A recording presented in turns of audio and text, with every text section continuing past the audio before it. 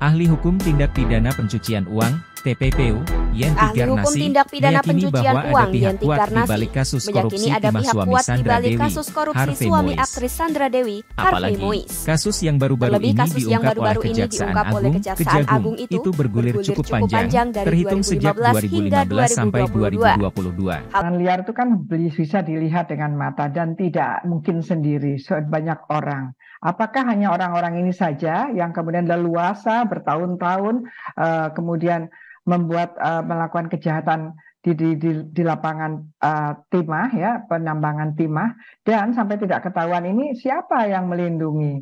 Pasti ada orang-orang kuat yang melindungi siapa. Nah, Yenti mempertanyakan pengawasan negara terhadap praktik-praktik ilegal seperti penambangan liar ini. Ia curiga ada kong-kali-kong antara penambang liar dengan pihak yang mestinya bertindak sebagai pengawas. Yenti pun heran PT Timah Tbk yang notabene merupakan anak perusahaan badan usaha milik negara, BUMN, kebobolan dan menyebabkan negara rugi hingga ratusan triliun.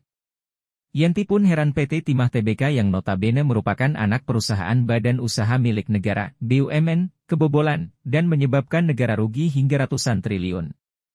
Menurutnya, berkaca dari kasus ini, harus dilakukan evaluasi terhadap sistem pengawasan negara. Ia juga mendorong Kejaksaan Agung untuk mencermati perusahaan-perusahaan boneka atau cangkang yang dibuat dalam kejahatan ini. Perusahaan cangkang ini, perusahaan boneka ini, kita juga lihat apakah memang ada izinnya, ataukah izinnya diada-adakan atau ada pemalsuan itu memang ada tapi dipalsukan, punya orang dianggap, ataukah memang tidak ada kemudian dipalsukan, kata Yenti. Sebetulnya, apapun modusnya harus dibongkar oleh Kejaksaan Agung, kalau ada PT yang cangkang ini kan ini pasti ada pemalsuan ya kan, karena masuk ke PT-PT ini. Ternyata PT-PT itu tidak ada sebagai anak perusahaan atau memang PT yang dibuat seolah-olah anak perusahaannya, PT-PT boneka, lanjutnya. Jangan lupa subscribe ya!